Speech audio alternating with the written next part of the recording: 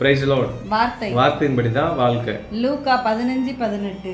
நான் எழுந்து என் தகப்பனிடத்திற்கு போய், தகப்பனே, பரத்துக்கு விரோதமாகவும் உமக்கு முன்பாகவும் பாவம் செய்தேன். ஆமென். இதனால இதை பார்த்துட்டு இருக்கிற உங்களுக்கு இந்த சம்பவம் நல்லா தெரியும் பாருங்க. இளையகுமாரன் ஆஸ்தி எல்லாம் வாங்கிட்டு தகப்பனோடு கூடிய உள்ள உறவுல விட்டு பின்மாறி போய் உலக பிரகாரமாக வாழ்ந்து எல்லா ஆஸ்திகளையும் அழிக்கிறார். ஆனால் ஒரே ஒரு காரியத்தை மட்டும் கடைசி நேரத்தில் பண்ணுறாரு பாருங்க. நீங்கள் ஒருவேளை இப்படிப்பட்ட தகப்பனோடு கூடிய உள்ள உறவுலேருந்து, அதாவது ஆண்டவரோடு உள்ள உறவு, பரிசுத்த ஆவியானோட உறவுலேருந்து நீங்கள் பின்மாறி போய் ரொம்ப பாவமான வாழ்க்கை வாழ்ந்து கொண்டிருக்கீங்கன்னா, இவரை போல ஒரு காரியத்தை பண்ணுங்க. இழந்ததை எல்லாம் நம்ம திரும்ப பெற்றுக்கொள்வோம். என்ன அப்படின்னா, புத்தி தெளிந்து உமக்கு விரோதமாகவும் பரத்துக்கு விரோதமாகவும் நான் பாவம் செஞ்சுட்டேன் அப்படிங்கிற ஒரே பாவ அறிக்கை, ஒரே பாவ மன்னிப்பு ஆண்டவர் கொடுத்தான்னு சொன்னால், மறுபடியும் அவர்கிட்ட உறவை புதுப்பித்து கொள்ளுங்க.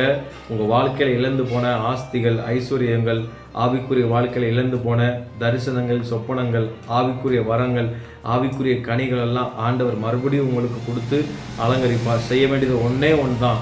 பாவறிக்கை பண்ணி உறவை புதுப்பித்து கொண்டீங்கன்னா நிச்சயமாக உங்கள் வாழ்க்கையில் நீங்கள் ஆவிக்குரிய கனிகளையும் ஆவிக்குரிய வரங்களையும் உங்கள் வாழ்க்கையில் பார்ப்பீங்க. இழந்து போனது ஆண்டவர் திரும்ப தருவார். ஆமென். God bless you. ஆமென்.